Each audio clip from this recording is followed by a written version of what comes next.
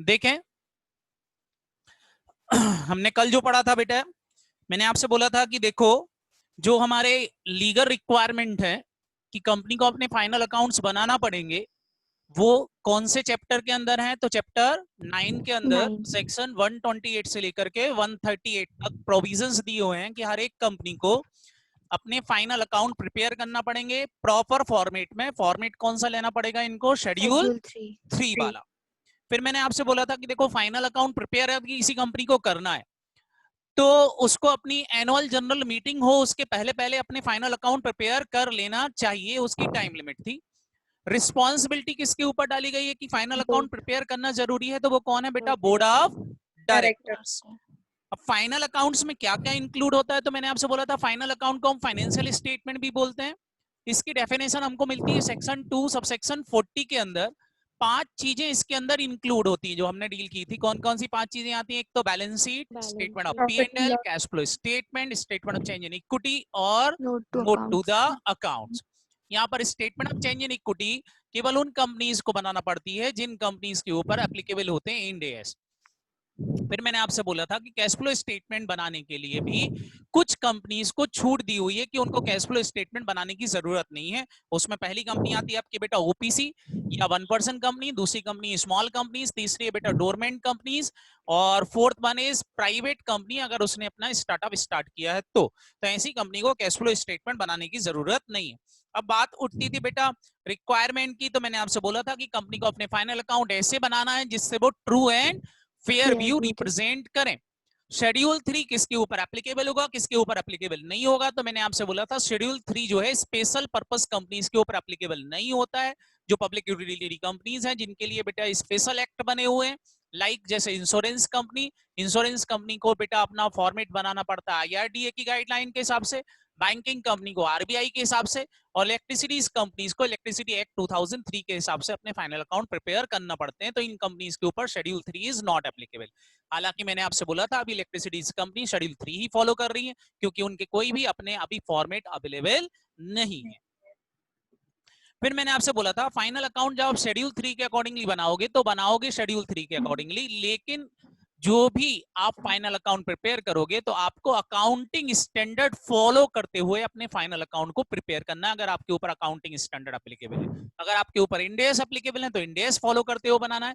साथ ही साथ institute of chartered accountant of India ICAI की जो गाइडेंस नोट है कुछ अकाउंटिंग पर, वो भी आपको फॉलो करना पड़ेंगे।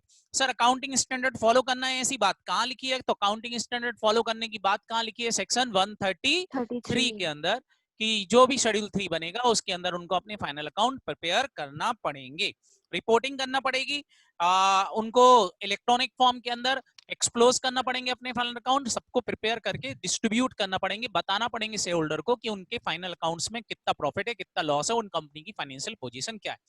फिर आ गए थे हम बेटा शेड्यूल 3 को ही। शेड्यूल 3 को फॉलो करना है, कहां लिखा है? तो सेक्शन 129 के अंदर लिखा हुआ है। शेड्यूल 3 के कितने डिविजन है? तो मैंने बोला था they are divided in 3 division, division 1, division 2, division 3। Division 1 किसके ऊपर लगता है? तो ऐसी कंपनी जिसके ऊपर accounting standard rule 2006 is applicable, उन कंपनी के ऊपर डिवीजन 1 लगेगा।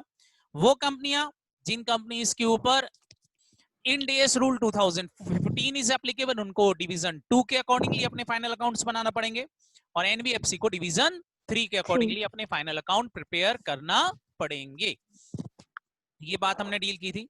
फिर मैंने आपको फाइनेंशियल ईयर समझाया था कि मैंने बोला था फाइनेंशियल ईयर चालू होगा 1 अप्रैल से लेकर 31 मार्च तक, जनरली 12 मंथ का होता है। लेकिन अगर आपकी कंपनी न्यूली स्टार्टेड कंपनी, आपने इसी साल अपनी कंपनी का इनकॉर्पोरेशन करवाया है तो फिर ये 12 महीने से कम हो सकता है, लेकिन किसी भी हालत में 3 महीने से कम नहीं होना चाहिए, मैक्सिमम 3 महीने से ज्यादा ही होना चाहिए।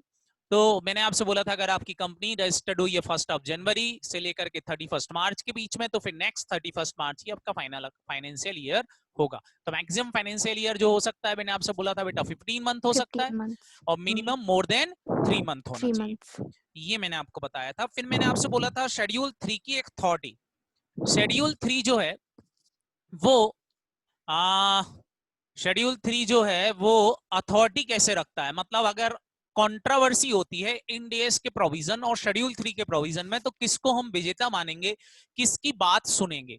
तो मैंने आपसे बोला था कि आपको किसकी बात सुनना है बेटा, इंड एएस और एएस की, और गाइडेंस नोट की बात ही सुनना है। शेड्यूल 3 एक छोटी अथॉरिटी है, इसको सेकेंडरी इफेक्ट देना है, मतलब जहां कहीं कुछ नहीं लिखा हो तो शेड्यूल 3 की बातें सुनना है। तो शेड्यूल 3 को छोटी अथॉरिटी दिया गया है। इसके बाद मैंने आपको राउंडिंग ऑफ रूल समझाए थे कि राउंड ऑफ कर सकते हो आप नियरेस्ट 1000 ऑफ रुपीज में, लैक्स ऑफ रुपीज में, मिलियंस में, डेसिमल को आप चाहो तो छोड़ सकते हो, कोई प्रॉब्लम नहीं है। उसके लिए मैंने आपको 2 रूल बताए थे कि अगर आपके टर्नओवर 100 करोड़ है तो क्या, और 100 करोड़ से ज्यादा है तो क्या। अब यहां से हमको डील करना था हेड और सब हेड से। चलें, तो आज के सेशन में हम बेटा बैलेंस शीट से रिलेटेड कंसेप्ट पढ़ेंगे। तो आप चाहें तो हेडिंग डाल सकते हैं, concept of balance sheets. Balance sheets क्या है बेटा, हमको पता है बैलेंस शीट उसको बोलते हैं जो हमको क्या करती है बेटा, कंपनी की फाइनेंशियल पोजीशंस बताती है एक पर्टिकुलर डेट पर कि कंपनी की फाइनेंशियल पोजीशन कैसी है। कंपनी की जो बैलेंस शीट है बेटा, ये बैलेंस शीट जो है वो चाहे P&L हो चाहे बैलेंस शीट्स हो, दोनों की दोनों डिवाइडेड है बेटा हेड, सब हेड और सब हेड में। सर ये हेड, सब हेड और सब हेड क्या है बेटा? कंपनी को जब अपने फाइनल अकाउंट्स बनाएगी तो लाइक जैसे उसको बिल्डिंग दिखाना है, तो बिल्डिंग को कहां दिखाएंगे बताओ बेटा? बिल्डिंग क्या है बेटा, तो बताओ बिल्डिंग क्या है, असेट्स है कि लायबिलिटी है? असेट्स। बिल्डिंग क्या है बेटा? असेट्स है। तो असेट साइड में किस हेड में दिखाएंगे? तो बिल्डिंग जो आएगी बेटा असेट साइड के हेड में आएगी। हेड क्या होगा उसका? Non current asset. फिर सर बिल्डिंग को उसका सब हेड क्या होगा बेटा? सब हेड हो जाएगा उसका फिक्स्ड असेट्स, और फिर उसके अंदर सब हेड हो जाएगा बेटा उसका PP, property plant and equipment. तो प्रॉपर्टी प्लांट एंड इक्विपमेंट वाले सब हेड के अंदर उसको दिखाया जाएगा। तो इस तरीके से बेटा डिस्क्लोजर दिए जाते हैं बैलेंस शीट्स के अंदर। तो बैलेंस शीट के हेड, सब हेड और सब हेड सबसे पहले हम डील करेंगे। और अगर आपके एक से ज्यादा असेट्स हुई तो बेटा आपको इन असेट्स की इंफॉर्मेशन देने के लिए नोट टू द अकाउंट्स भी बनाना पड़ते हैं, और वो नोट टू द अकाउंट्स इन्हीं हेड, सब हेड और सब हेड के बनते हैं। मतलब बैलेंस शीट में सबसे पहले आपको दिखाना पड़ेगा बेटा हेड, उसके नीचे लिखोगे आप उसका सब हेड, और फिर उसके नीचे लिखोगे सब हेड, और सब हेड का नोट टू द अकाउंट्स बनेगा, और नोट टू द अकाउंट्स का जो टोटल होगा वो बैलेंस शीट में रिप्रेजेंट होगा। सर हमसे क्वेश्चन कैसे पूछेंगे? हमसे कोई क्वेश्चन ऐसे तो आएंगे नहीं कि भाई बैलेंस शीट प्रिपेयर करो। हमको बेटा एक पर्टिकुलर आइटम देंगे, जैसे मैंने आपसे बोला बिल्डिंग, और आपसे एमसीक्यूज में क्वेश्चन पूछेंगे बताओ बिल्डिंग का सब हेड क्या है, बिल्डिंग का सब हेड क्या है, बिल्डिंग का हेड क्या है। क्या ये बात समझ में आई? Yes sir. तो इस तरीके के क्वेश्चंस बनेंगे, इसलिए बेटा हमको बहुत अच्छे से सीख लेना, ये हमेशा काम आएगा आपके बेटा कि बिल्डिंग को किस तरह से बेटा हेड और सब हेड के अंदर हम डिफाइन करेंगे, किस तरह से उन चीजों को हम प्रिपेयर करेंगे। तो देखें बेटा इसके अंदर सबसे पहले हम बैलेंस शीट की बात करते हैं। तो बैलेंस शीट का फॉर्मेट बेटा वर्टिकल फॉर्मेट है, हर एक कंपनी को बैलेंस शीट वर्टिकल फॉर्मेट में ही अलाउ है।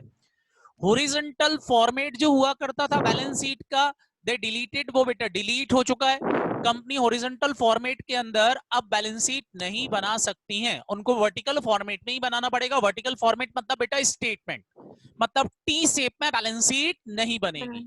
किसमें बनेगी फटाफट बोलो? Vertical format. वर्टिकल फॉर्मेट में बनेगी। Horizontal format is not allowed as per companies act. Companies act बोलता है हॉरिजॉन्टल फॉर्मेट में बैलेंस शीट नहीं बनाई जा सकती कंपनी की। लेकिन सब प्रोप्राइटर बिजनेस की, आप बेटा प्रोप्राइटर से बिजनेस की बैलेंस शीट बना सकते हो, उसमें कोई प्रॉब्लम नहीं है। पार्टनरशिप की बैलेंस शीट आप टी शेप में बना सकते हो, लेकिन कंपनी की बैलेंस शीट केवल और केवल आपको वर्टिकल फॉर्मेट में ही बनाना पड़ेगा। जब वर्टिकल फॉर्मेट में बनाओगे तो सबसे पहले आप लिखोगे इक्विटी एंड लायबिलिटी, और इक्विटी एंड लायबिलिटी के हेड सब हेड लिख देंगे। फिर बेटा असेट्स लिखेंगे, असेट के हेड सब हेड और सब हेड लिख देंगे। इस तरीके से बेटा आपको अपनी बैलेंस शीट को प्रिपेयर करना पड़ेगा, और ध्यान रखना ये टी फॉर्मेट में नहीं बनेगी, वर्टिकल फॉर्मेट में बनाना पड़ेगी। इसके बाद अगर हम बात करें बेटा, तो सबसे पहले हम हेड की बात करते हैं। इक्विटी एंड लायबिलिटी के बेटा 4 हेड हैं। इक्विटी एंड लायबिलिटी जो है वो 4 हेड में डिवाइड होगी बैलेंस शीट के अंदर। सर 4 हेड कौन कौन से होंगे? पहला हेड होगा बेटा आपका शेयर होल्डर फंड, दूसरा हेड होगा share application money pending allotment, third head होगा आपका नॉन करेंट लाइबिलिटी, और फोर्थ हेड होगा आपका करेंट लाइबिलिटी। ध्यान रखना इक्विटी एंड लाइबिलिटी में टोटल मिला के कितने नंबर ऑफ हेड हैं इक्विटी एंड लाइबिलिटी के? 4। कौन कौन से हो गए? Shareholder fund, share share application holder allotment, fund, share application money pending allotment, non current non-current liability और liability, current current liability. liability, ये 4 हेड, ध्यान रखना इनको क्या बोलोगे? हेड। किसके हेड हैं ये? balance sheet, equity equity and and liability, liabilities के। वैसे ही बेटा असेट साइड के 2 हेड हैं, असेट साइड में केवल 2 हेड हैं। कौन कौन से 2 हेड हैं? Non non-current, current current assets assets, और करेंट current असेट्स। assets, अगर मैं आपसे बोलूं total number of head in balance sheet, balance sheet में टोटल नंबर ऑफ हेड कितने हैं?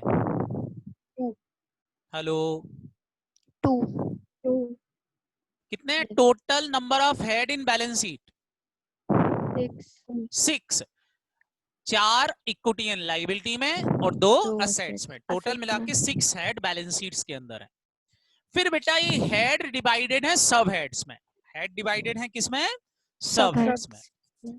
जैसे share holder fund, share holder fund का अगर हम सब हेड बात करें तो शेयर होल्डर फंड के 3 सब हेड हैं, share capital, reserve and surplus, money received against share warrant.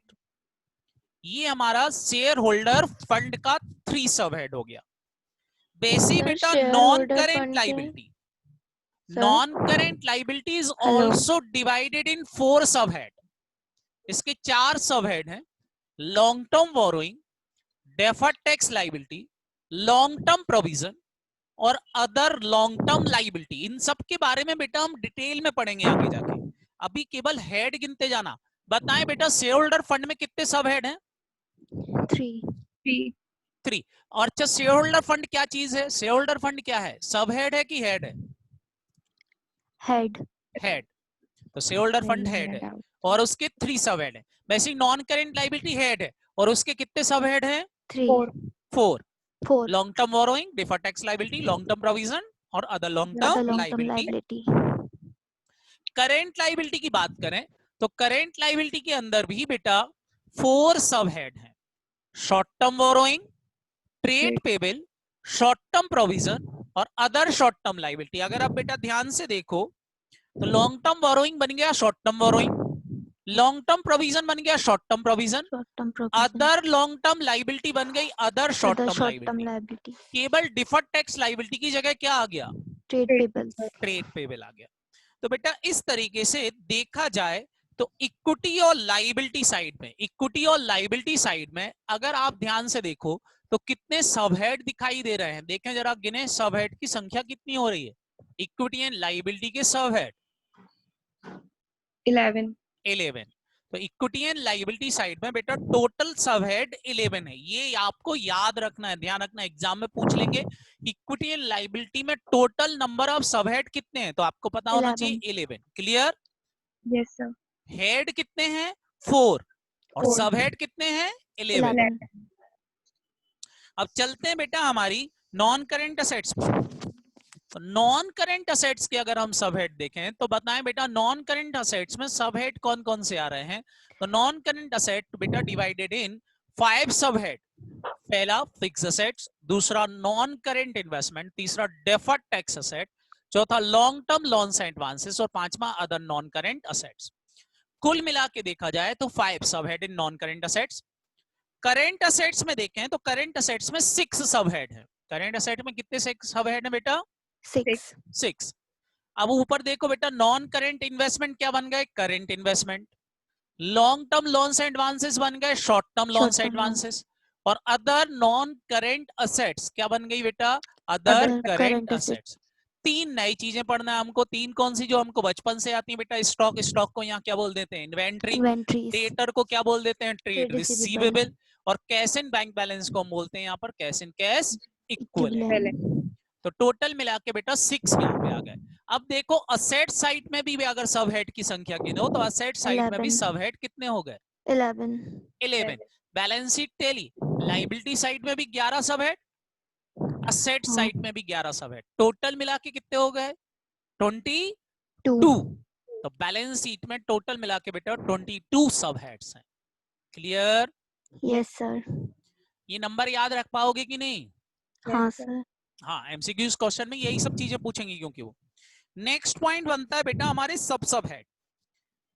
हमारा एक हेड था fix assets. Fix asset head था कि सब हेड था? जल्दी से बताना मेरे को। सब हेड था. सब हेड।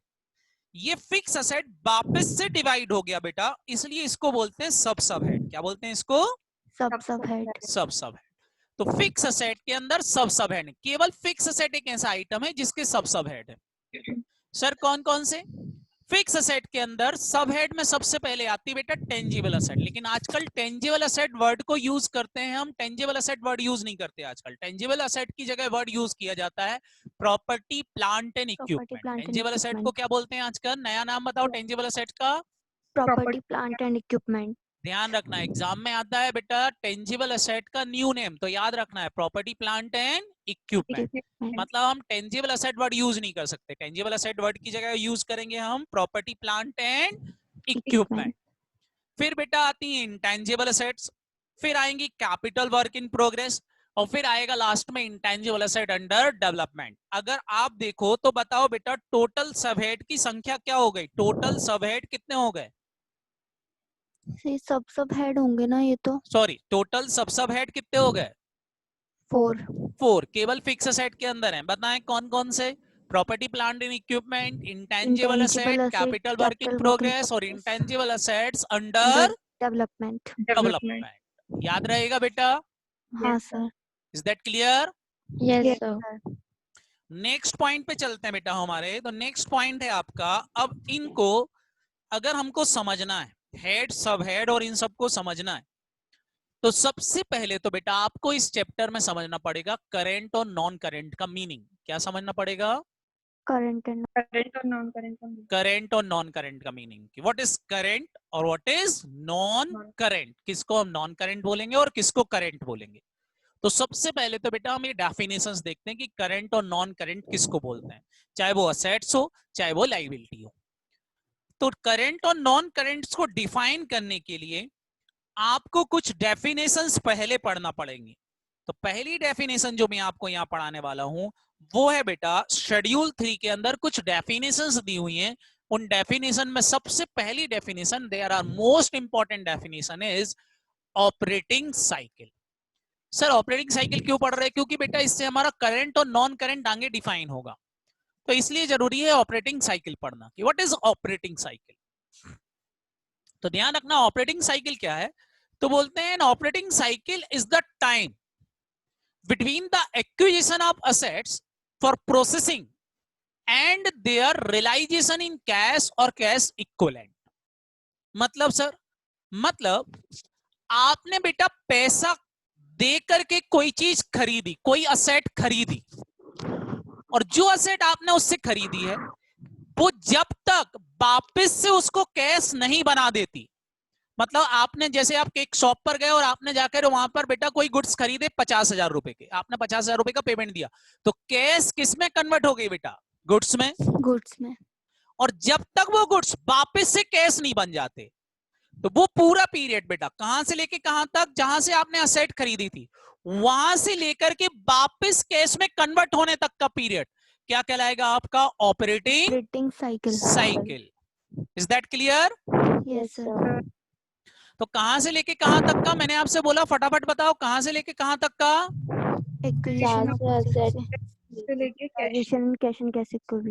क्लियर? तो बेटा ऑपरेटिंग साइकिल अलग अलग तरह के होते हैं। अगर मैं आपसे बात करूं बेटा एक ट्रेडर की, तो ट्रेडर का काम क्या होता है? ट्रेडर क्या करता है बेटा? गुड्स खरीदता है और खरीद के बेचता है, इसको हम ट्रेडर बोलते हैं। हेलो? Yes sir. तो अगर हम ट्रेडर की बात करें तो बेटा पहले कैश थी उसके पास, कैश से उसने गुड्स बनाया, गुड्स डेटर बनेंगे, और डेटर वापस से क्या बन जाएगी? डेटर वापस से क्या बन जाएगी बेटा? क्रेडिटर. डेटर वापस से कैश बन जाएगी। आप सोचो पहले आपके पास क्या थी, जरा ध्यान से सुनना। पहले आपके पास क्या थी बेटा? कैश। आपने इससे क्या खरीदा, फटाफट बताएं, आपने Goods. इससे क्या खरीदा? Goods. गुड्स। तो कैश गुड्स बन गई। गुड्स आप बेचोगे कस्टमर को, कस्टमर को बेचोगे मतलब वो क्या होगा आपके? Debtor. डेटर। डेटर आपको वापस से क्या दे देंगे? Goods. Cash. तो बताओ बेटा, ये सब होने में एक समय लगेगा, टाइम लगेगा कि नहीं? हाँ. हेलो। Yes sir. तो ये क्या हो गया आपका ऑपरेटिंग साइकिल, मतलब कैश को कैश में कन्वर्ट करने में जितना समय लगता है, तो हम ऑपरेटिंग साइकिल को ऐसा बोल सकते हैं C2C, time between C2C, cash to cash. Time को वो टाइम जिसमें हम कैश को कैश में कन्वर्ट करने में जितना समय लगता है बिजनेस के अंदर, उसको हम क्या बोलते हैं, फटाफट बोलो? Operating cycle. Operating cycle. Clear हुआ कि नहीं? Yes Yes. sir. तो ये हमारा किसका हो गया बेटा, एक ट्रेडर का। लेकिन वहीं अगर हम मैन्युफैक्चरिंग बिजनेस की बात करें, मैन्युफैक्चरिंग बिजनेस की बात करें, तो पहले मैन्युफैक्चरर क्या खरीदेगा, फटाफट बोलो, मैन्युफैक्चरर सबसे Raw पहले क्या material. खरीदेगा? Raw material. Raw material. उसने रॉ मटेरियल खरीदा, और जो उसने रॉ मटेरियल खरीदा वो उसके स्टॉक में 27 दिन 27 डेज पड़ा रहता है। क्लियर? Yes sir. फिर बेटा उसने मैन्युफैक्चरिंग चालू की, तो मैन्युफैक्चरिंग चालू करता है बेटा, तो कम से कम फिनिश गुड्स बनने में 13 दिन लगते हैं। कितने दिन लगते हैं? 13 दिन। तो रॉ मटेरियल बन गया WIP। फिर बेटा क्या जनरेट किया WIP से, क्या बन गया? Finished goods. Finished good. ये बेटा शोरूम के अंदर रखा रहता है करीब 9 दिन, मतलब 9 दिन लग जाते हैं इसको बेचने में। तो 9 डेज जो हो गए बेटा हमारे, क्या हो गया, फिनिश गुड्स स्टोरेज पीरियड हो गया, कि 9 दिन तक हमारे यहाँ पड़ा रहता है। फिर बेटा हम डेटर को जब बेचते हैं गुड्स, तो डेटर हमको कम से कम 11 दिन में पैसा देता है। डेटर कितने दिन में पैसा देता है? 11. 11 दिन में। तो आप बताएं मैन्युफैक्चरर के केस में टोटल ऑपरेटिंग साइकिल कितना हो गया? 60 days. 60 डेज। कितने दिन हो गए? 60 days. तो ऑपरेटिंग साइकिल हो गया बेटा 60 डेज। तो सर क्या हर बिजनेस में 27, 13, 9, 11 शामिल कॉमन रहेंगे? नहीं बेटा, अलग अलग बिजनेस के अलग अलग पीरियड होता है। जैसे मैं रॉ मटेरियल खरीदता हूं तो मेरे यहाँ स्टोर में पड़ा रहता है करीब 5 डेज। हेलो। Yes sir. फिर मैं आपसे बोलूं WIP बनने में बेटा एक दिन में ही गुड्स बन जाता है, तो एक दिन WIP का हो गया। फिर फिनिश गुड्स स्टोरेज पीरियड मेरे यहाँ 4 दिन होता है, डेटा कलेक्शन पीरियड 5 दिन होता है, तो इन सब का टोटल लगा लेंगे तो हमारा टोटल डेज पीरियड आ जाएगा। ध्यान रखना इसमें से कुछ माइनस नहीं करना है। FM के अंदर जब ऑपरेटिंग साइकिल आपको पढ़ाया जाएगा, तो बेटा FM के अंदर ऑपरेटिंग साइकिल में वो कुछ माइनस भी करवाएंगे, बट अकाउंट के अंदर आपको कुछ माइनस नहीं करना, आपको केवल क्या करना है, फटाफट बोलो? Plus Total. प्लस। याद रहेगा? Yes sir. सर इसका फिक्स पीरियड रहता है क्या ऑपरेटिंग साइकिल का, या कितने भी टाइम का हो सकता है? कितने भी समय का हो सकता है बेटा, 5 years तक हो सकता है, 2 years हो सकता है, 6 month हो सकता है, 8 month हो सकता है, कितना भी हो सकता है। ये बिजनेस टू बिजनेस डिपेंड करता है कि आपका बिजनेस कैसा है। फॉर एग्जाम्पल मैं आपसे बोलूं मैं लीकर का बिजनेस करता हूं, तो बेटा लीकर बनने में 10 से 12 साल लगते हैं, तो उसका WIP पीरियड ही 12 साल हो गया। अब फिर उसके बाद बिकती है बेटा, तो बिकने में मान लो आपको 6 month लग गए, तो फिर 12 years 6 month हो जाएगा आपका। तो कितना भी हो सकता है, ध्यान रखना ऑपरेटिंग साइकिल क्या हो सकता है, फटाफट बोलो? कितना भी हो सकता कितना भी हो सकता है, depend on nature of business, के आपके बिजनेस का नेचर क्या है। हेलो, है? Yes sir. क्लियर है? Yes sir. तो इस तरीके से बेटा आपको समझ में आना चाहिए कि आपका नेचर क्या रहेगा। अब अगर हम बात करें बेटा ऑपरेटिंग साइकिल के कुछ क्वेश्चंस की, कि आपको एग्जाम में क्वेश्चंस कैसे आएंगे। आपको एग्जाम में बेटा क्वेश्चन में दिया रहेगा raw material storage period 2 month, WIP period 4 month, finish goods storage period 3 month, debtor collection period 5 month, creditor payment period 1 month, और आपसे बोलेंगे find out total operating cycle. तो ध्यान रखना, बताएं बेटा इसमें मैंने क्रेडिटर को शामिल किया क्या, क्रेडिटर को शामिल नहीं. किया है क्या? नहीं. नहीं। तो क्रेडिटर को ना तो हम शामिल करेंगे और ना ही बेटा उसको हम ऐड करेंगे और ना ही बेटा हम उसको लेस करेंगे। याद रहेगा क्रेडिटर का कुछ करने की जरूरत नहीं है, आपको केवल करंट असेट साइड से ही क्या निकालना है, फटाफट बोलो? Operating cycle. याद रहेगा? Yes sir. तो ऑपरेटिंग साइकिल हमको निकालना आना चाहिए, और कहां से निकालेंगे मैंने आपसे बोला?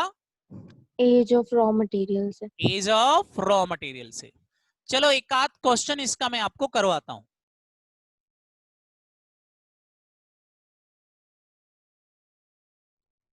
देखिए बेटा ये क्वेश्चन आपके सामने है। क्वेश्चन बोल रहा है x limited provide you the following information. आपको एक्स लिमिटेड की इंफॉर्मेशन दे रखी है। बोल रहा है रॉ मटेरियल होल्डिंग पीरियड रहता है 3 मंथ, WIP पीरियड है 1 मंथ और फिनिश गुड्स होल्डिंग पीरियड है 6 मंथ, डेटर कलेक्शन पीरियड है 6 मंथ और आपसे बोल रहा है you are required to compute the operating cycle. आपको ऑपरेटिंग साइकिल निकालना है। क्या आप मेरे को आंसर बता सकते हो कितना है? 16 months. 16 months. कितने मंथ हो गए बेटा? 16. 16 मंथ। सब जोड़ दिए? Yes, yes sir. सर। तो ऑपरेटिंग साइकिल इज 16 मंथ। समझ में आ गया? हाँ सर. ऐसा क्वेश्चन एग्जाम में आएगा, करते बनेगा। Yes, sir. Very good. तो इस तरीके से बेटा आपको ऑपरेटिंग साइकिल निकालना पड़ेगा।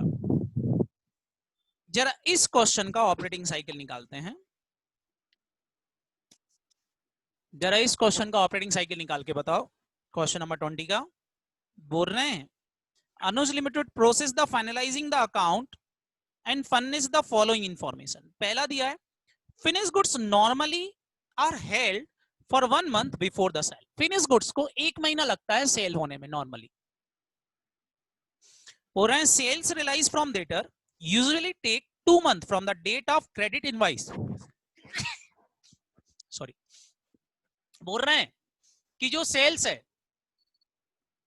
हेलो, अगर हम सेल करते हैं तो डेटर हमको कितने महीने बाद पैसा देता है? Hello, 2 months। 2 months. 2 महीने बाद। नेक्स्ट बोल रहे हैं रॉ मटेरियल स्टॉक जो होता है उसको प्रोडक्शन में ले जाने में कम से कम कितने महीने तक पड़ा रहता है हमारे यहाँ? 1 1 month. month। 1 मंथ। इसके अलावा packing material specifically made by a company having a lead time for 3 month in held the stock for 3 month. Packing material जो खरीदते हैं बेटा उसमें भी कम से कम कितने महीने लगते हैं पैकिंग मटेरियल के 3 लिए? months. 3 महीने। क्या ये बात समझ में आई? Yes, yes sir. सर। फिर बेटा WIP पीरियड दिया है, अनफिनिश गुड्स जो रहता है वो कम से कम कितने महीने तक रहता है? 1 month। 1 month. 1 मंथ तक रहता है। Is that clear? Yes, sir. बोल रहे हैं बीइंग अ मोनोपोली ऑफ जय limited enjoy the credit period 12.5 month from the supplier who something and there credit of the conversion of due. बोल रहे हैं कि क्रेडिटर जो है बेटा इनको 12.5 महीने की क्रेडिट दे देते हैं। मतलब सप्लायर जब हम इनसे गुड्स खरीदते हैं तो हमको बेटा 12.5 मंथ की जनरली क्या मिल जाती है? फटाफट बोलो, क्रेडिट मिल जाती है। Credit. Clear? Yes, Yes. sir. ये अनुज लिमिटेड ही है यहाँ पर, है ना बेटा? अंजू लिमिटेड, सॉरी, याद रहेगा? Yes, sir.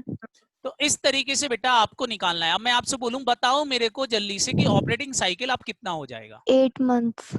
8 months. पहले तो ये बताओ क्या ये पीरियड आप ऐड करोगे इसमें 12.5 को? नहीं. नहीं. No sir. तो क्या क्या जोड़ोगे बताओ? Finish Finished goods. goods. Data. Data से Finished realize goods raw period जोड़ेगा? material. हाँ. यस। और बताओ बेटा? Data.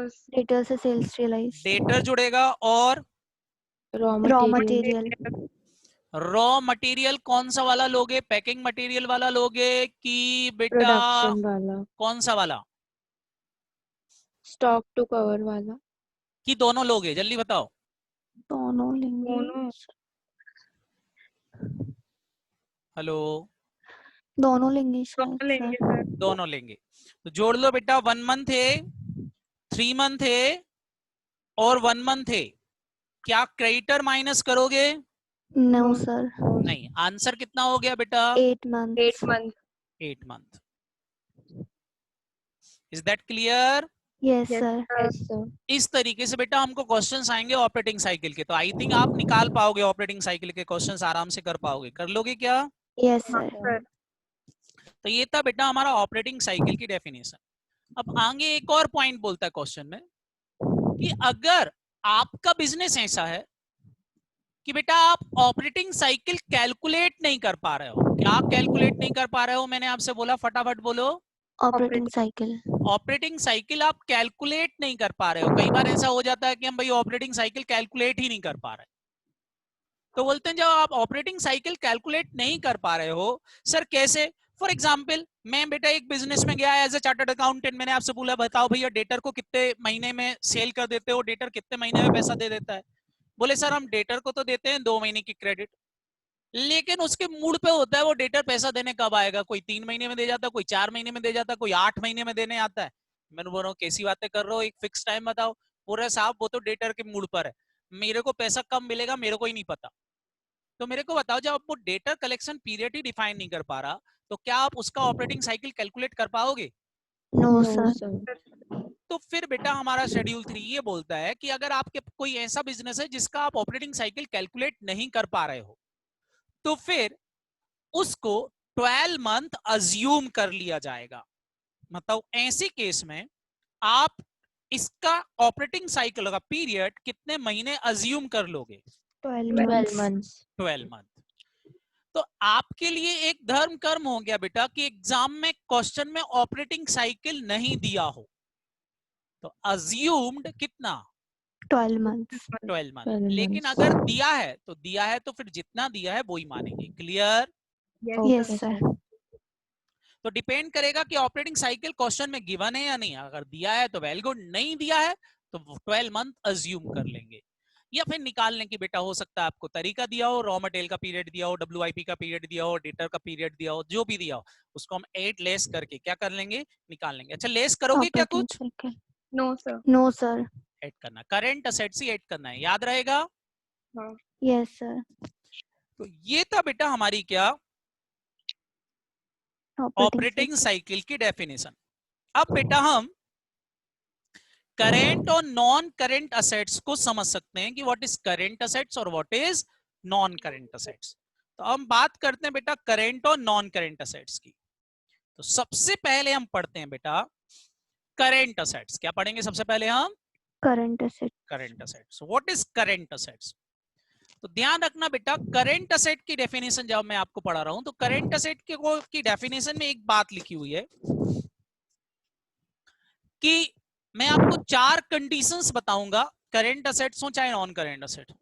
इन 4 में से कोई भी एक कंडीशन फुलफिल हो गई तो वो असेट कौन सी असेट्स कहलाएगी? आपकी करेंट। Current asset.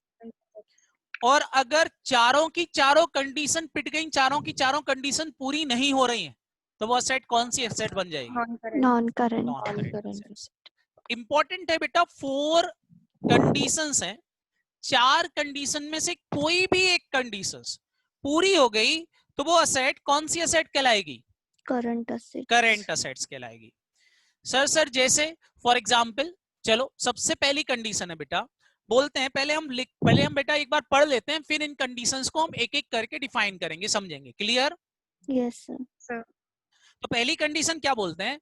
बोलते हैं whether expected to be realised, sold और consume within the normal operating cycle. बोले आप उस असेट से क्वेश्चन पूछो कि क्या वो असेट रियलाइज्ड हो जाएगी, सोल्ड हो जाएगी, कंज्यूम हो जाएगी with in the normal operating cycle. Normal operating cycle हम पढ़ के आ गए बेटा। 12 hello? months। Yes Yes, sir. sir. तो आंसर अगर आपका हाँ आ गया कि हाँ वो असेट जो है वो रियलाइज्ड हो जाएगी, कंज्यूम हो जाएगी with in the operating cycle में, तो आगे की कंडीशन लगाने की जरूरत ही नहीं है बेटा, ये असेट आपकी करंट असेट बन जाएगी। Clear? Yes sir. Yes sir. अगर आंसर मिला नो कि नहीं भैया ये ऑपरेटिंग साइकिल के अंदर ना तो रियलाइज्ड हो रही है, ना कंज्यूम हो रही है और ना ही सोल्ड होगी, तो फिर हम कंडीशन नंबर 2 लगाएंगे। कंडीशन नंबर 2 क्या है? आप उससे ये पूछो, is it held in normal course of business for selling purpose? आपने इसको नॉर्मल कोर्स ऑफ बिजनेस में सेल करने के लिए रखा है। आंसर मिल गया हाँ, तो फिर एक करंट असेट्स है। आंसर मिला नो कि नहीं भैया थर्ड हमने सेल करने के कंडीशन। लिए नहीं रखा है, तो फिर हम कंडीशन नंबर 3 अप्लाई करेंगे। क्या अप्लाई करेंगे फटाफट बोलो? Condition 3। Condition 3। Condition number 3। Sir condition number 3 क्या है? कंडीशन नंबर 3 ये है बेटा, बोलते हैं whether expected to be realise within the 12 month from the end of the reporting period. क्या ये असेट बैलेंस शीट डेट से 12 महीने के अंदर अंदर रियलाइज्ड हो जाएगी जो भी एसेट्स है। आंसर मिल गया, हाँ रियलाइज्ड हो जाएगी बैलेंस शीट डेट से 12 महीने के अंदर अंदर, तो ये करंट हो जाएगी। सर आंसर इसका भी नो आया तो फिर हम बेटा नेक्स्ट कंडीशन पे जाएंगे, कंडीशन नंबर 3। हम पूछेंगे इज इट अनरिस्ट्रिक्टेड कैश और कैश इक्विवेलेंट, क्या यही एक unrestricted cash and cash equivalent है? आंसर मिल गया हाँ, तो भी ये करंट असेट्स है। लेकिन आंसर मिल गया नो, मतलब आपने चारों कंडीशन लगाई और चारों कंडीशन में आंसर नो नो आया, तो फिर ये असेट कौन सी असेट बन जाएगी? Non current Non- assets. Non current assets. क्या ये बिल्कुल क्लियर हुआ आपको? Yes Yes. सर। तो इस तरीके से बेटा हमको कंडीशंस को डिफाइन करना है। अब जरा बेटा इनको हम विस्तार से पढ़ते हैं एक एक कंडीशन को, कि हम किस तरह से कंडीशन एप्लीकेबल करेंगे और किस तरह से हमारे आंसर्स निकालेंगे। Clear? Yes sir. Balance sheet पढ़ने के लिए हम ये 3 डेफिनेशन जो पढ़ने वाले हैं, it is very very important, ध्यान रखना। पहली कंडीशन डेफिनेशन जो मैंने आपको पढ़ाई वो ऑपरेटिंग साइकिल की पढ़ाई थी। अब मैं पढ़ा रहा हूँ करंट असेट, इसके बाद पढ़ाऊंगा करंट और नॉन करंट कौन सी लायबिलिटीज। क्लियर? Yes sir. चलें तो हम पहली कंडीशन देखते हैं। पहली कंडीशन क्या है? फर्स्ट कंडीशन थी it is expected to be realised और is intended for sale or consume in the company's normal operating cycle। मतलब ये बोलना चाहते हैं कि जो असेट्स आपने रखी है क्या वो रियलाइज्ड हो जाएगी? सर रियलाइज का मतलब बेटा रियलाइज का मतलब ये है कि आपने जो असेट बेची है उससे आपको पैसा मिल जाएगा कैश एंड कैश इक्विवेलेंट के फॉर्म में। ध्यान रखना इंपॉर्टेंट, केवल और केवल कैश के फॉर्म में, किसी नॉन करंट असेट के फॉर्म में नहीं। क्या ये बात समझ में आई? Yes sir. Yes sir. Sir normal operating cycle मेरा 12 साल है तो बेटा अगर आपको 12 साल के अंदर अंदर पैसा मिल रहा है तो वो भी करंट हो जाएगा। बताएं पहले ऐसा होता था क्या? पहले 12 महीने के अंदर पैसा मिलता था तो ही करंट होता था, लेकिन ये बोल रहा है ऑपरेटिंग साइकिल के अंदर आपको पैसा मिल रहा है। ऑपरेटिंग साइकिल मान लो आपका 12 साल है, तो 12 साल में भी अगर आपको पैसा मिल रहा है तो भी वो असेट कौन सी असेट कहलाएगी? फटाफट बोलो। Current asset. Current asset. तो रियलाइज्ड का मतलब है कि मतलब सामने वाला आपको पैसा दे देगा। Clear? Yes sir. Like debtor, मान लो आपके डेटर ऐसे हैं जो ऑपरेटिंग साइकिल में पैसा दे रहे हैं। अगर ऑपरेटिंग साइकिल पैसा दे रहे हैं तो वो डेटर करेंट हो जाएंगे, लेकिन अगर वो ऑपरेटिंग साइकिल के बाद पैसा देंगे तो बताओ बेटा वो डेटर क्या हो जाएंगे?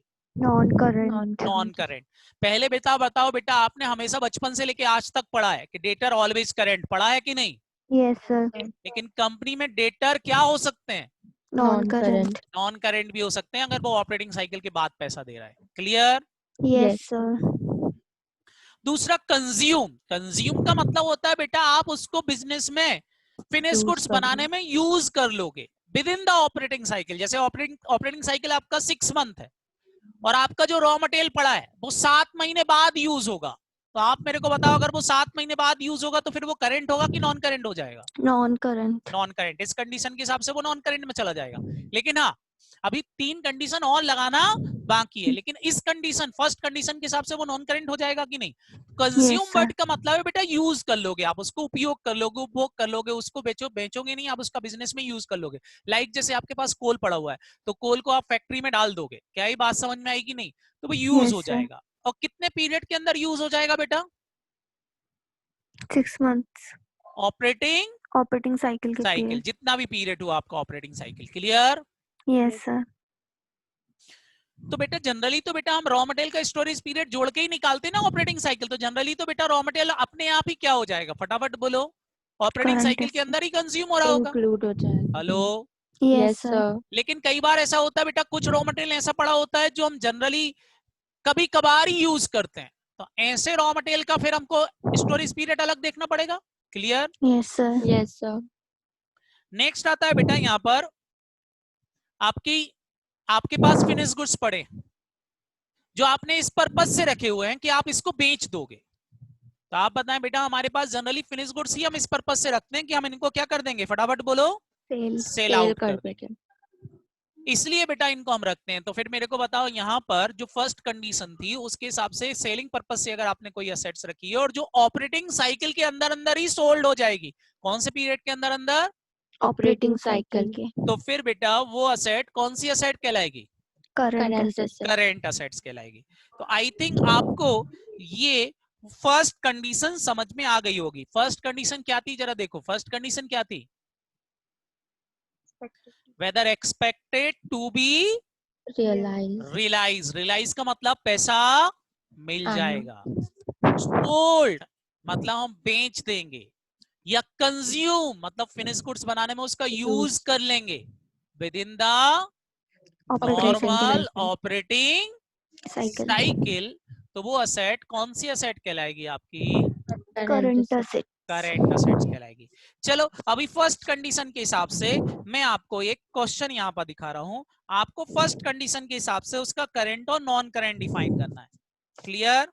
यस सर ये देखें बेटा, फर्स्ट कंडीशन के हिसाब से क्वेश्चन में दिया है, अभी केवल फर्स्ट ही लगाना है, बाकी दूसरी कंडीशन नहीं लगाना है।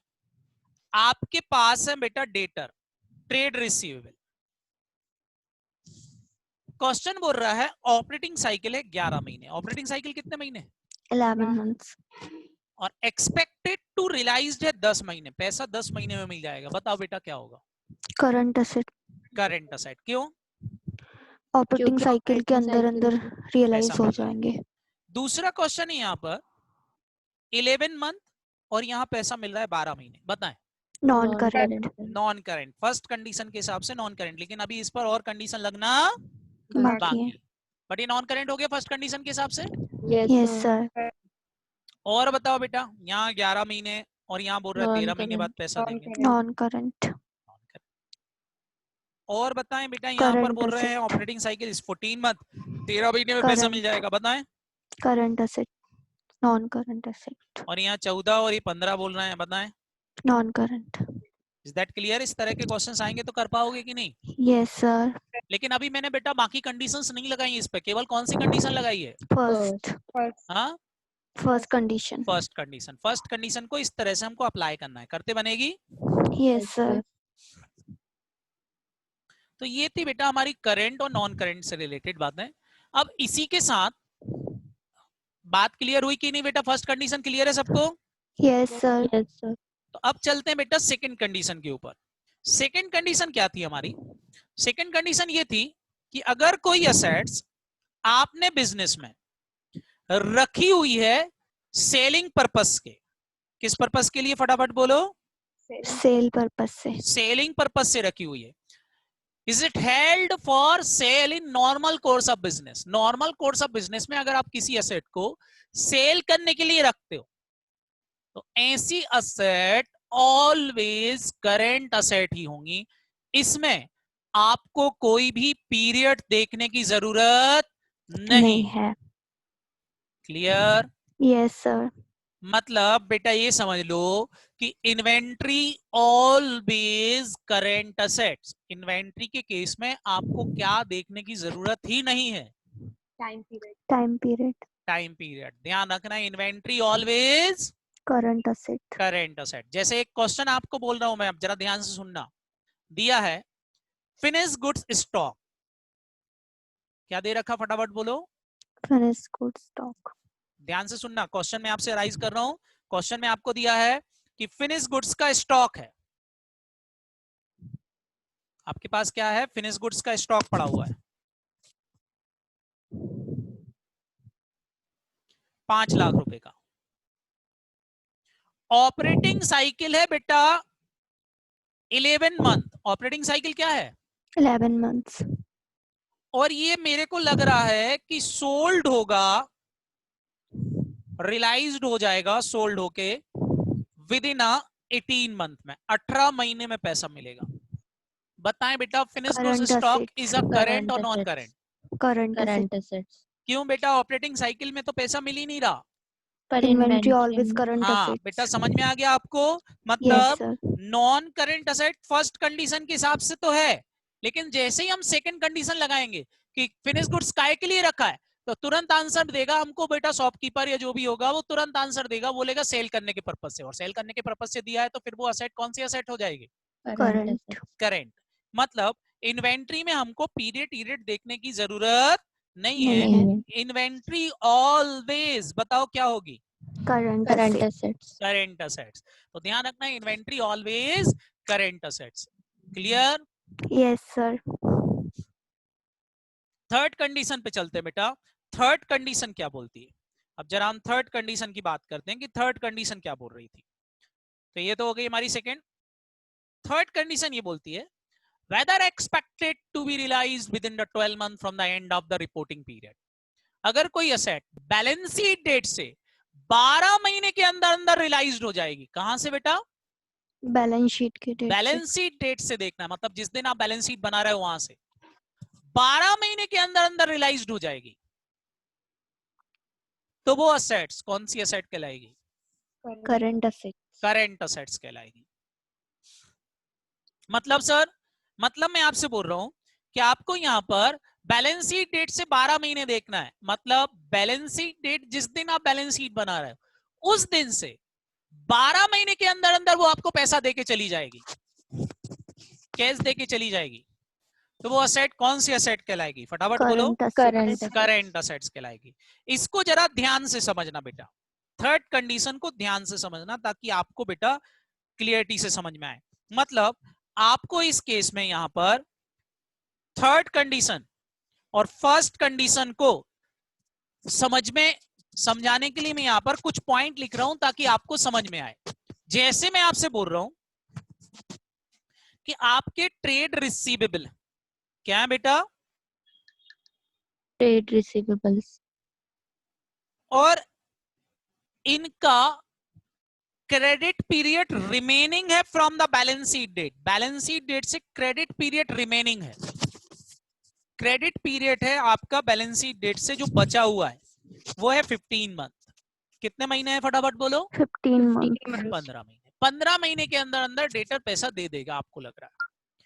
आपका ऑपरेटिंग साइकिल है, ऑपरेटिंग साइकिल है 18 मंथ। ऑपरेटिंग साइकिल क्या है? 18 मंथ्स तो सब लोग बताओ यहां पर आप मेरे को बताओ डेटर आर करेंट और नॉन करेंट? Current assets. क्यों? क्योंकि ये फर्स्ट कंडीशन के हिसाब से ही हमारे क्या हो गए? फटाफट बोलो।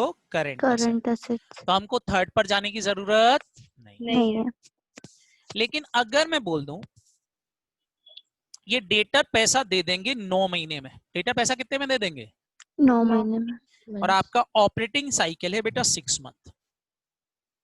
नॉन करंट तो अब बताएं, पहले तो फर्स्ट कंडीशन लगाओ, फर्स्ट कंडीशन के हिसाब से बताओ। Non current. Non current. Second condition लगाते हैं, सेकंड कंडीशन लगाते हैं। सब लोग बताओ सेकंड कंडीशन क्या थी? क्या हमने ये असेट बेचने के लिए रखी हुई है? क्या ये असेट हमने बेचने के लिए रखी हुई है? फटाफट बताएं बेटा। हेलो, हाँ सर हाँ सर। क्या ये असेट हमने बेचने के लिए रखी है? Yes sir.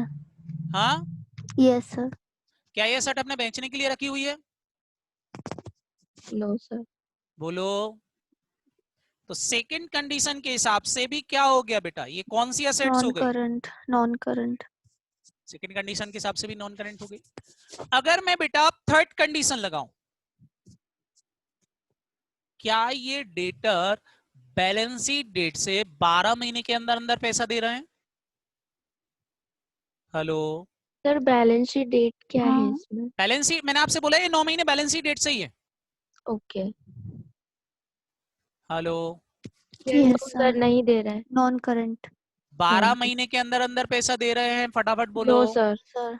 क्यों? हाँ सर 9 मंथ्स में 9 महीने में ही दे देंगे। हाँ और ओके 12 महीने तक का समय है आपके पास बैलेंस शीट डेट से। तो आप मेरे को बताओ क्या ये 12 महीने में पैसा दे रहे हैं? यस सर हाँ। तो बताओ बेटा फिर ये असेट कौन सी असेट्स हो जाएंगी? Current current assets assets. Current assets. कौन सी असेट्स हो गई? Current Current assets.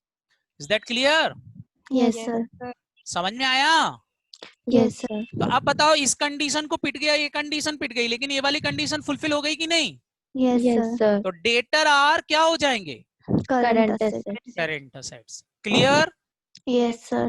मतलब बेटा मैं आपको एक शॉर्टकट बताऊं इस चैप्टर में, तो एक बात ध्यान रखना, ऑपरेटिंग साइकिल पीरियड और 12 month whichever is higher पकड़ लो और आंसर दे दो। क्या ये बात समझ में आई? Yes sir. बोलो। Yes sir current non current easily बन जाएगा, मतलब फर्स्ट और थर्ड कंडीशन में विच एवर इज हायर पकड़ लो। क्लियर? यस सर इसमें सेकंड वाली कंडीशन कैसे डिफाइन की कि ये सेल पर्पस के लिए है? आप बताएं बेटा, डेटर जो हमारे होते हैं उनको हम बेचने के लिए रखते हैं क्या? No sir, no sir. बोलो। नो सर, लेकिन कुछ इंडस्ट्रीज ऐसी होती हैं जिनका डेटर बेचना खरीदना ही काम होता है, जिनको हम फैक्टर बोलते हैं बेटा। Yes sir. क्लियर? तो उनकी बात नहीं कर रहा हूँ मैं, एक नॉर्मल इंडस्ट्रीज की बात ओके। कर रहा हूँ। तो बताएं, डेटर बेचने के लिए रखते हैं कि गुड्स रखते हैं? गुड्स रखते तो बताओ, जब ये गुड्स है ही नहीं तो बेटा, ये फिनिश गुड्स है ही नहीं, तो ये तो हमारे क्या होगा, नॉन करंट होगा इस कंडीशन के हिसाब से। क्लियर? हैं। Yes yes sir. सर, समझ में आया? आ गया सर। तो अब बताएं बेटा, अब तीनों कंडीशन के हिसाब से अगर मैं, ये जो हमारा क्वेश्चन था, ये जो क्वेश्चन है, इस क्वेश्चन को हम सॉल्व करते हैं तीनों कंडीशन के हिसाब से। अभी हमने क्वेश्चन सॉल्व किया था केवल फर्स्ट कंडीशन के हिसाब से, किया था कि नहीं? यस बोलो। सर, अब तीनों कंडीशन के हिसाब से सॉल्व करते हैं, तो सेकंड तो लगेगी नहीं क्योंकि ये डेटर है। मतलब सेकंड कंडीशन तो स्पेसिफिकली केवल किसके लिए है, फटाफट बोलो? इन्वेंट्री के लिए। याद इन्वेंट्री। रहेगा? Yes sir, yes sir. तो फर्स्ट और थर्ड कंडीशन के हिसाब से ट्रेड रिसीवेबल का आंसर देना। फर्स्ट कंडीशन क्या बोल रही, बताएं बेटा? फर्स्ट कंडीशन के हिसाब से क्या बोल रहे हैं बेटा? 11 महीने और 10 महीने में पैसा मिल जाएगा। बताओ क्या है? Current assets. Current asset. Current assets. इधर बताएं 11 महीने लेकिन पैसा देंगे 12 महीने में। बोलो। Non non current. Current asset. गलत। फर्स्ट कंडीशन के हिसाब से नॉन करंट, लेकिन थर्ड के करंट हिसाब से असेट। Third condition current. के हिसाब से करंट है। Current assets. क्लियर हुआ? Yes yes sir, sir. तो अब फर्स्ट और थर्ड एक साथ लगाना। क्लियर? Non current. इधर बताएं बेटा, 11 महीने ऑपरेटिंग साइकिल है और 13 महीने बाद पैसा देगा। बोलो। Non current asset. फर्स्ट के हिसाब से भी नॉन और करंट, थर्ड थर्ड के हिसाब और से थर्ड भी के हिसाब से भी non current. Non current. Non current. अब बताएं, ये 14 महीने और 13 महीने में पैसा दे देगा। बोलो। Non current current. असेट्स। जल्दी बोलो। Current assets. करंट क्यों? फर्स्ट के अकॉर्डिंग करंट और फर्स्ट के अकॉर्डिंगली करंट हो गई, तो आगे जाने की जरूरत नहीं है। नहीं है। नहीं। इधर बताओ, इधर 14 महीने का ऑपरेटिंग पीरियड है, पैसा मिलेगा 15 महीने में। बोले। Non current non assets. Current दोनों फर्स्ट के असेट। हिसाब कंडीशन। से भी नॉन करंट और थर्ड के थर्ड हिसाब के से भी। हिसाब। थर्ड के हिसाब से भी। समझ में आ गया? हाँ यस जी सर। सर। तो इस तरह के क्वेश्चंस आएंगे बेटा, करते बनेगा। हाँ yes sir. Is that clear? Yes तो यस ये सर। थी बेटा हमारी कौन सी असेट, फटाफट बोलो? करंट असेट की डेफिनेशन का नेक्स्ट पॉइंट। लास्ट कंडीशन बेटा, एक और कंडीशन बच गई इसकी, वो भी देख लें। यस हाँ सर। तो लास्ट कंडीशन है बेटा हमारी कि जो आपके पास बेटा असेट पड़ी है, क्या वो कैश एंड कैश इक्विवेलेंट है? कैश एंड कैश इक्विवेलेंट मतलब वो कैश इन हैंड है या कैश इन बैंक है? तो बेटा कैश एंड कैश इक्विवेलेंट हमेशा ही क्या होता है बेटा? Current current asset. असेट्स होता है, बशर्ते वो रिस्ट्रिक्टेड ना हो।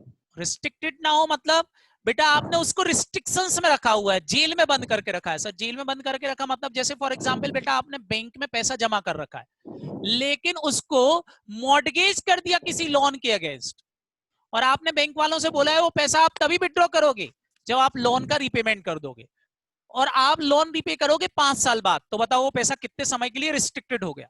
5 साल। 5 साल। फिर क्या उस कैश इन हैंड को बेटा आप करंट असेट बोल सकते हो? No no sir. सर। नहीं। तो हम उसको क्या बोलेंगे, फटाफट बोलो? Non current non assets. Current. मतलब अगर वो जेल में बंद है तो नॉन करंट, और अगर वो खुला है तो current current asset. Assets. Current assets. बात समझ में आई कि नहीं? Yes yes sir. सर। बोलो। Yes sir. सर आपने ये बाबा रामदेव बाबा आसाराम बापू को क्यों दिखा रखा है? तो समझ जाओ, जब तक बाहर थे बेटा तब तक करंट थे, अंदर चले गए तो क्या बन गए? Non current. Non current assets हो गए। बात समझ में आई? Yes sir. चलो, तो इज दैट क्लियर बेटा? आप देखें जरा ये चारों कंडीशन, मतलब कैश एंड बैंक बैलेंस हमेशा ही क्या होता है? कैश एंड बैंक बैलेंस कुछ नहीं लिखा, हमेशा ही क्या होगा? Current asset. Current asset. लेकिन अगर क्वेश्चन में लिखा है cash and bank balance restricted है तो, नॉन करंट। लेकिन रिस्ट्रिक्शंस केवल 6 महीने का है तो करंट असेट। करंट हो जाएगा। बैलेंस शीट डेट से 12 महीने का 12 महीने रिस्ट्रिक्शंस है, का। हाँ। 12 महीने से ज्यादा है, ऑपरेटिंग साइकिल से ज्यादा का रिस्ट्रिक्शंस है, तो वो नॉन करंट होगा। क्लियर? Yes sir. आप देखें बेटा चारों कंडीशन क्लियर है। यस पहली सर। कंडीशन क्या है? Whether expected to be realised, sold और consume within the normal operating. Operating cycle, तो वो करंट हो जाएगी। आंसर मिला नो, तो हम क्वेश्चन पूछेंगे क्या आप एक इन्वेंट्री हो? बोलता हाँ, तो वो करंट असेट्स हो जाएगी। फिर अगर फर्स्ट कंडीशन में वो नॉन करेंट थी, लेकिन बेटा थर्ड कंडीशन 12 महीने के अंदर अंदर वो रियलाइज्ड हो रही है, तो वो भी क्या हो जाएगी, करंट। Current asset. और लास्ट वन इज आपके पास एक unrestricted cash and cash equivalent पड़ा हुआ है, तो वो भी करंट है। अगर ये चारों कंडीशन में आंसर नो नो आता है, तो फिर वो असेट कौन सी असेट कहलाएंगी, current asset, non current asset. Non Non-current current कहलाएंगी। assets. चारों में आंसर नो आया तो नॉन करेंट, और कहीं भी हाँ आ गया तो करंट। Current assets. तो फिर नेक्स्ट कंडीशन लगाने की जरूरत नहीं है। Is that clear, yes Yes, sir. sir. समझ में आ रहा है सब, हाँ सर। वेरी गुड बेटा। तो ये थी बेटा हमारी